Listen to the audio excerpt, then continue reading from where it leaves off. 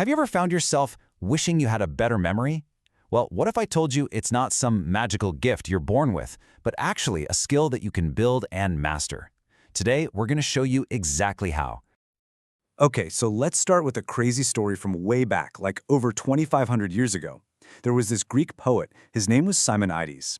He steps out of a big banquet hall for a minute, and just then, the whole thing collapses, killing everyone inside. The bodies? They were completely unrecognizable. But here's the amazing part. Simonides was able to identify every single victim just by remembering where they were sitting. That incredible feat, it really makes you wonder, right? What if a memory that powerful isn't some kind of superpower for a chosen few, but a skill that pretty much anyone can learn if they're willing to try? And that right there is the big idea we're diving into today. Your memory isn't set in stone. Think of it like a muscle. With the right kind of training, you can make it incredibly strong. It's all about the practice. So, how do we actually start building this skill? Well, it all rests on three fundamental pillars. And we have to start with the first one because it's the absolute bedrock of everything. Sharpening your attention. You know, the poet Martin Tupper said it perfectly. Attention is the mother of memory. And it's so true. If you don't really focus on something, you can't form a clear memory of it. Honestly, most of what we call a bad memory is really just bad attention. And you can think about attention in two different ways. First, there's the involuntary kind. That's the easy, automatic focus you give to things you already love, like a hobby. But then there's voluntary attention. That's where you have to consciously direct your focus. And that's the one you have to train. So how do you train it? It breaks down into three simple steps. First, you have to find a way to develop a genuine interest. You got to convince yourself that what you're looking at is actually important. Second, zoom in on the little details that make it unique. And third, you consciously command your mind to remember. Literally tell yourself, hey, remember this, don't forget it. All right, so once you've paid really close attention to something, the next step is to build strong associations. This brings us right to our second pillar. You have to connect that new piece of information to something you already know. See, your mind is always trying to link new things to what's already in there, creating this sort of chain of connected memories. A good association is like leaving a trail of breadcrumbs for your brain to follow right back to what you want to remember.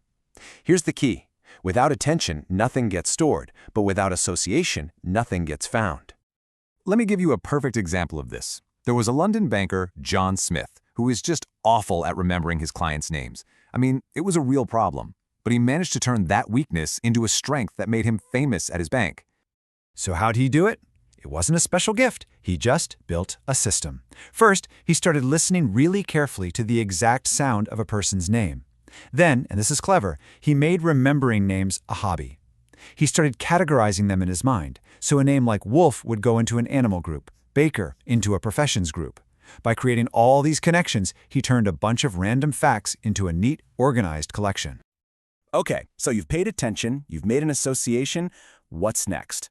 The third and final pillar that locks everything in place is the power of repetition. This is that simple but totally crucial process of reviewing information until it becomes permanent. A fantastic example of this is a guy named Thurlow Weed, a 19th century American publisher. His memory was so bad, his friends told him he'd never make it in politics, but he completely cured it with a simple daily ritual. So here's what he did. Every single evening, he'd sit quietly for about 15 minutes. He would mentally replay his entire day in vivid detail, who he met, what he ate, the conversations he had. Then he'd tell his wife all about it. He kept this up for 50 years. This simple exercise combined that intense attention we talked about with daily repetition, and it made his memory incredibly sharp. So, how can we put all of this together into a practical toolkit for you? Let's look at how you can use these three pillars, attention, association, and repetition, in your everyday life. So let's say you're always forgetting names. Well, try collecting and categorizing them like the banker did, using association. If you feel like your days just blur together, try Thurlow Weed's nightly replay. That uses both attention and repetition. And if you forget what you just read in a book, start visualizing the story as you go to create those strong associations. You know, if you take one thing away from all this, let it be this. Stop thinking of memory as some fixed talent you either have or you don't. It is absolutely a trainable skill, and now you have the basic tools to start that training. So let's end with a little challenge to get you started. Since we've learned that all memory starts with attention, What's the first thing you'll choose to truly notice today? What small detail will you focus on right now to begin strengthening that memory muscle?